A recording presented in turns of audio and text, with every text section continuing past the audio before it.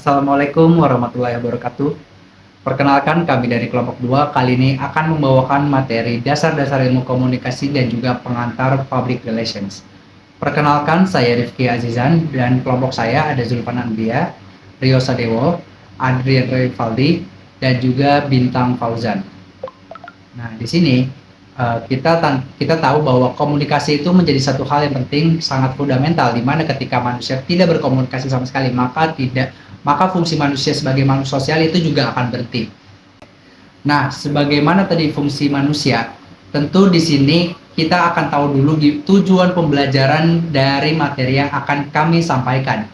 Yang pertama, kami berharap bahwa mahasiswa atau kita dapat memahami definisi dan unsur komunikasi sebagai dasar ilmu komunikasi. Nah, di sini akan diulik bagaimana komunikasi itu berfungsi, dasar-dasarnya, dan juga unsur-unsur pembentuk komunikasi itu ada apa aja nantinya. Kedua, kita nanti akan mengetahui ruang lingkup komunikasi itu kayak apa dalam konteks akademis maupun praktisnya itu kayak gimana. Jadi, komunikasi itu nanti juga akan diterapkan ya dalam bentuk akademis itu bentuknya seperti apa, perbedaannya dengan yang praktis itu akan gimana. Jadi, bisa diketahui secara lingkup yang berbeda. Dan ketiga, akan memahami definisi public relation atau humas dari berbagai ahli. Karena tadi sudah disebutkan, selain belajar dasar-dasar ilmu komunikasi, kita juga akan belajar tentang pengantar public relations yang sudah pernah dibahas di semester 1 pada yang sebelumnya.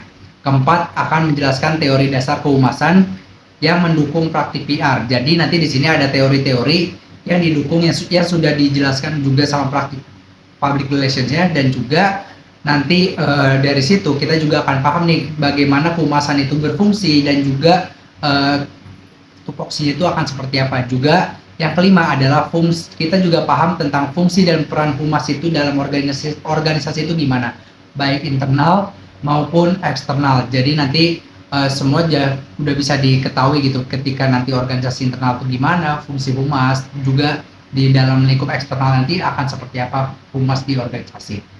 Baik, kita akan masuk ke pengertian umum dari komunikasi. Komunikasi adalah proses penyampaian pesan dari satu pihak ke pihak lain dengan tujuan untuk menciptakan pemahaman bersama.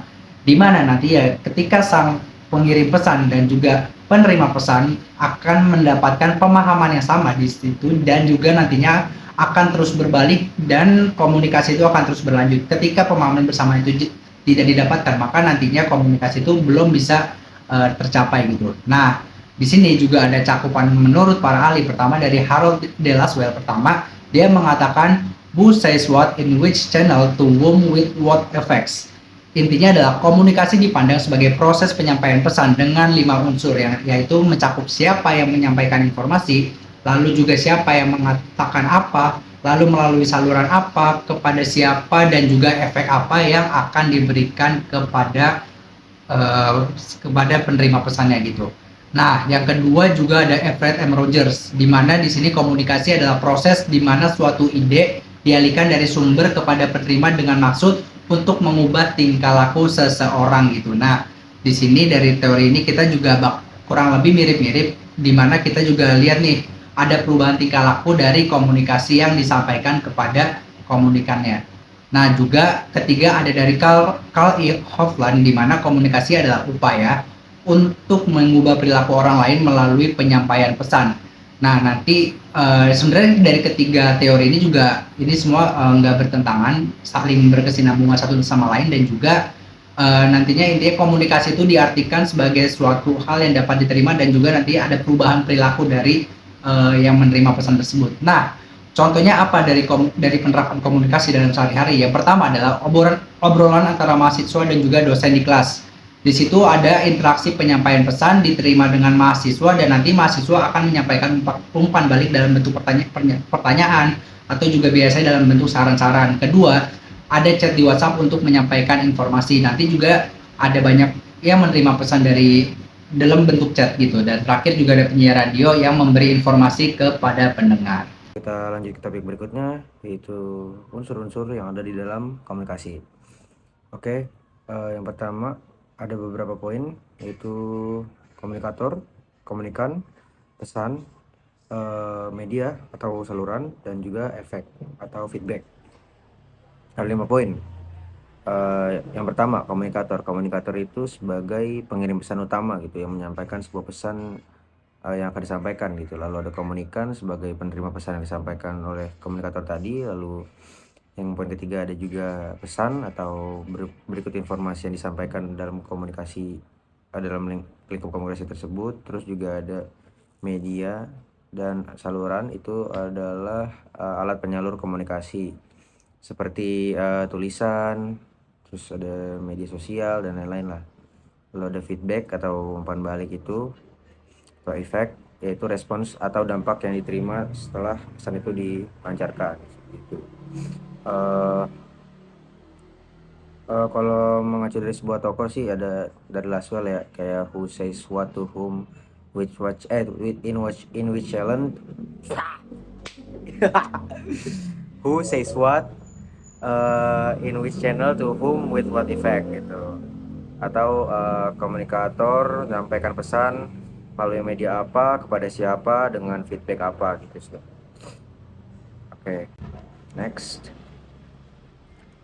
kita langsung bahas. Setelah membahas unsur-unsur dalam komunikasi, kita langsung ke skop dan lingkup ruang komunikasi. Jadi yang saya simpulkan di sini adalah ilmu komunikasi itu mencakup berbagai jenis interaksi yang terjadi dalam kehidupan sehari-hari, dari percakapan satu hingga penyampaian pesan ke audiens yang sangat besar. Berikut adalah jenis-jenis komunikasi yang menjadi ruang lingkup utama dalam ilmu komunikasi. Yang pertama, komunikasi antar pribadi. Di sini komunikasi antar pribadi adalah interaksi yang terjadi antara dua individu atau lebih, yang biasanya itu terjadi secara tatap muka. Tujuan utamanya itu untuk bertukar informasi dan juga untuk membangun hubungan dan memahami sesama lain tentunya. Contohnya ya percakapan antara teman, keluarga, atau rekan kerja, atau pasangan dan lain-lain lah. Lalu move ke poin kedua, yaitu ada komunikasi kelompok, di mana komunikasi kelompok ini terjadi dalam kelompok yang lebih besar. Biasanya ada 3 orang atau lebih dengan tujuan tertentu, dan interaksi ini tuh biasanya terjadi dalam rapat, diskusi tim, atau pertemuan partai.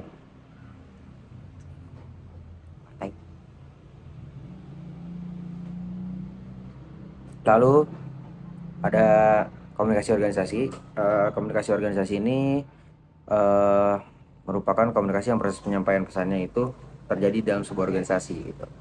Baik dalamnya itu biasanya secara formal melalui laporan atau memo, atau juga secara informal seperti percakapan antar rekan organisasi dan lain-lain gitu. Tujuannya ya biasanya tuh untuk menyatukan pola pikir supaya mencapai tujuan yang sama dalam organisasi gitu. Lalu ke poin selanjutnya ada komunikasi publik. Komunikasi di mana satu orang pembicara menyampaikan pesan kepada audiens yang lebih besar. Contohnya adalah pidato, presentasi, atau ceramah. Interaksi ini umumnya bersifat satu arah, meskipun bisa ada sesi tanya jawab, tapi biasanya tuh ini dikomandoi oleh satu orang gitu di publik gitu. Lalu selanjutnya ada komunikasi massa. Proses komunikasi ini melibatkan penyampaian pesan kepada halayak yang goblok. Tadi dulu, Bang.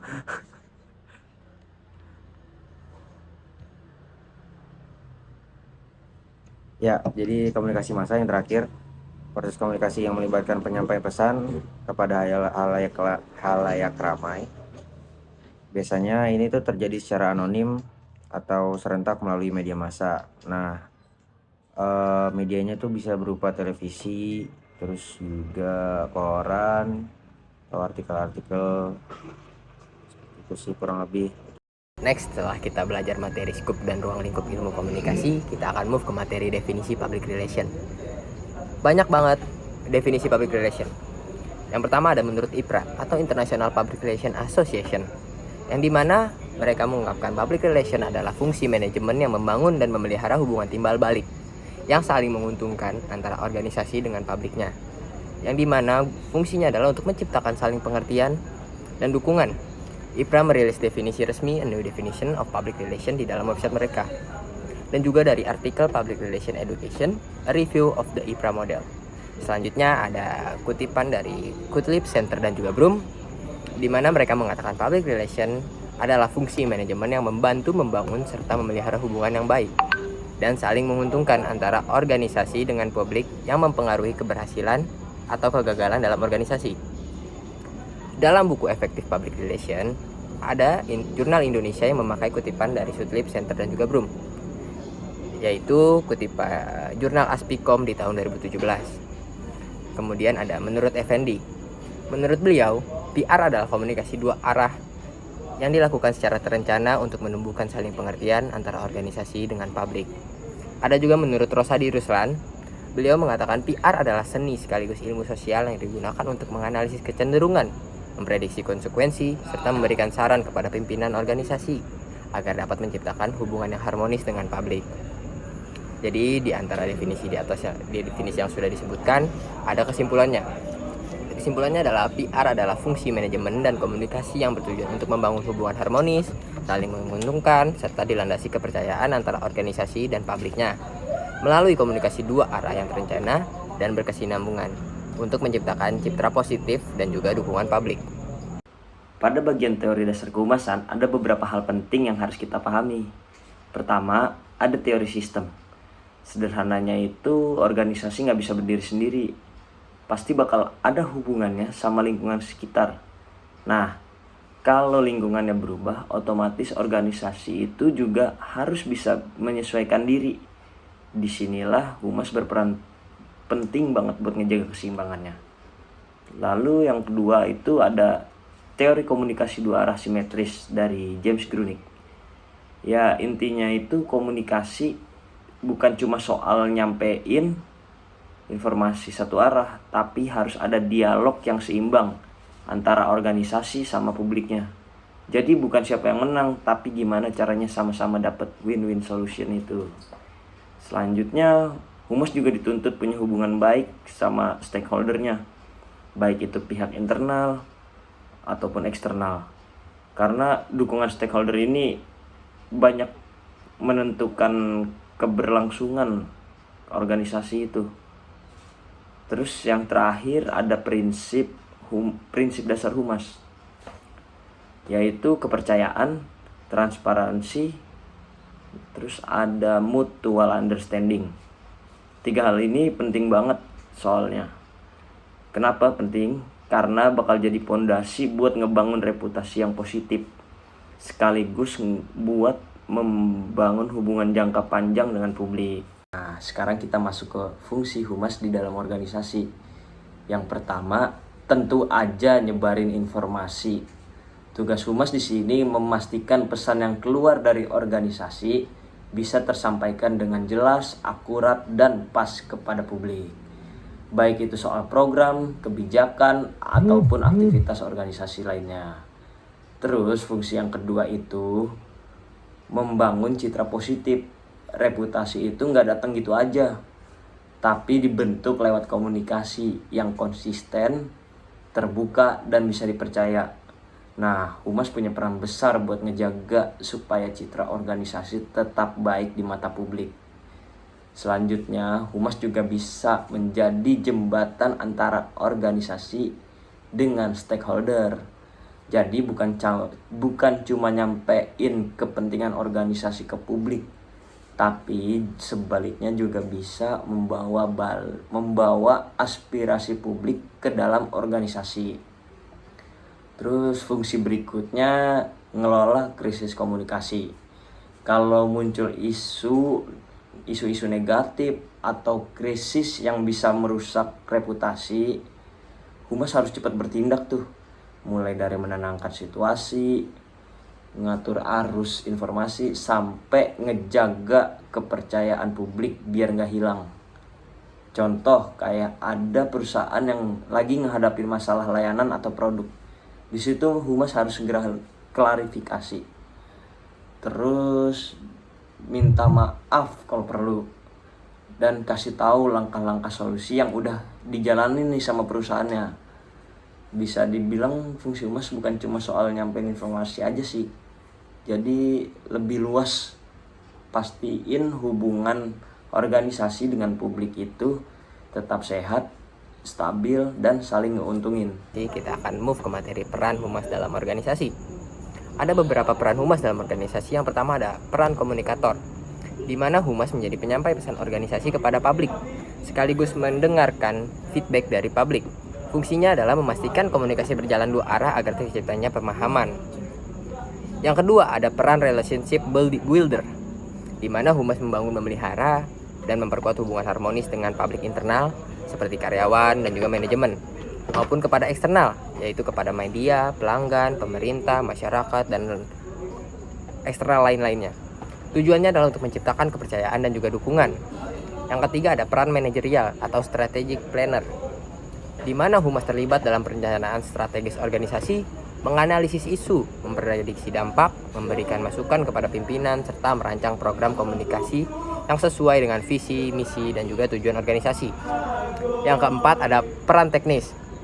Di dalam peran teknis ada beberapa. Yang pertama ada content creator, yaitu membuat materi komunikasi seperti artikel, press release, konten media sosial, video, dan juga lain sebagainya, di mana untuk membentuk citra positif organisasi. Yang kedua ada media relation, di mana fungsinya adalah untuk menjalin hubungan dengan media massa, mengelola publikasi, dan memastikan pemberitaan yang mendukung reputasi organisasi. Nah, terminologi itu adalah sekumpulan kata atau istilah yang khusus dan maknanya itu di dalam bidang tertentu gitu loh. Jadi yang kita akan pelajarin itu ada terminologi penting yang ada di dalam komunikasi. Yang pertama itu adalah komunikasi sendiri. Kita harus tahu apa itu komunikasi. Komunikasi itu adalah proses penyampaian pesan dari komunikator untuk komunikan. Menurut Harold Laswell itu ada istilah namanya who says what in which channel to whom with what effect gitu. Contohnya tuh kayak guru menyampaikan pelajaran ke murid. Nah, yang kedua itu adalah komunikan. Komunikan itu adalah penerima pesan dalam proses komunikasi. Menurut Effendi tahun 2003, komunikan adalah sasaran yang menerima pesan dari komunikator. Contohnya itu kayak mahasiswa yang sedang mendengarkan dosen lagi penjelasan di kelas. Yang ketiga itu ada komunikator. Komunikator itu adalah pihak yang menyampaikan pesannya. Menurut DeVito tahun 2011, komunikator adalah yang memiliki ide lalu menyampaikan kepada orang melalui suatu perantara gitu loh. Contohnya itu ada presenter berita di TV dan dosen yang lagi menjelaskan di depan gitu loh. Selanjutnya itu adalah terminologi ketiga yang kita akan pelajari, itu ada public relation. Nah, public relation sendiri itu adalah fungsi manajemen yang membangun hubungan harmonis antara organisasi dan publik. Menurut Catlip, Setter, and Broom tahun 2006, PR adalah PR.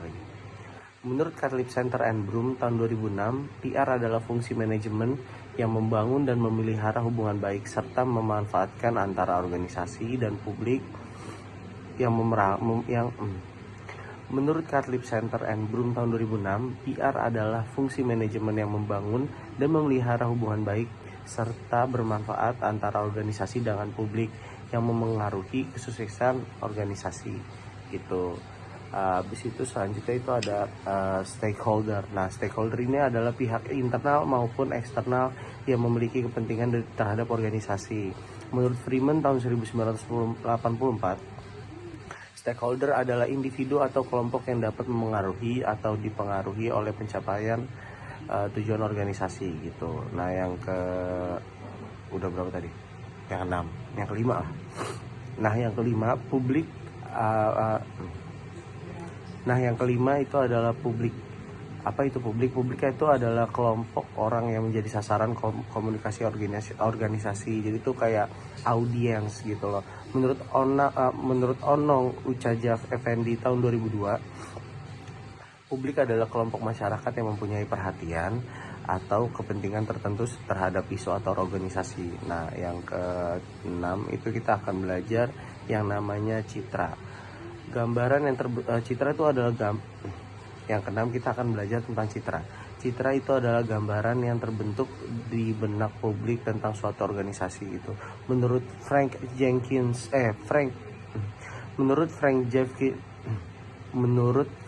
Jeffkins tahun 2004, citra adalah kesan yang timbul dari akumulasi pengalaman, informasi, dan pengetahuan tentang suatu organisasi. Nah, yang terakhir itu kita ada istilah terminologi yang biasa tuh kayak reputasi. Reputasi itu apa sih? Reputasi itu adalah penilaian jangka panjang publik terhadap organisasi. Apa itu reputasi? Reputasi adalah penilaian jangka panjang publik terhadap organisasi. Menurut von Braun tahun 1996, reputasi adalah persepsi Menurut von Braun tahun 1996, reputasi adalah perspektif kolektif terhadap konsistensi perilaku dan kinerja organisasi dalam jangka waktu panjang. Nah, kesimpulan dari semuanya ini itu ada beberapa poin. Yang pertama itu ada komunikasi sebagai dasar public relation. Menurut Harold Laswell, komunikasi menjawab pertanyaan who says what in which channel, to whom, with what effect. Artinya tuh kayak komunikasi adalah inti dari setiap aktivitas public relation. Yang kedua itu ada PR sebagai jembatan organisasi dan publik. Catlip Center and Broom tahun 2006 menekankan bahwa PR adalah fungsi manajemen untuk membangun dan memelihara hubungan saling menguntungkan antara organisasi sama publik. Yang ketiga itu ada prinsip transparansi dan timbal balik. James E. Grunick tahun 1992 melalui buku Excellence Theory mengatakan bahwa PR itu idealnya dilakukan dengan komunikasi dua arah secara simetris yang menekankan dialog, transparansi, dan mutual understanding. Nah, yang keempat itu adalah fungsi dan peran PR menjaga citra dan reputasi. Menurut Frank Jenkins tahun 2004 menyebutkan PR berperan dalam membangun citra positif, mengelola opini publik, serta menjaga reputasi organisasi agar tetap dipercaya oleh masyarakat. Sekian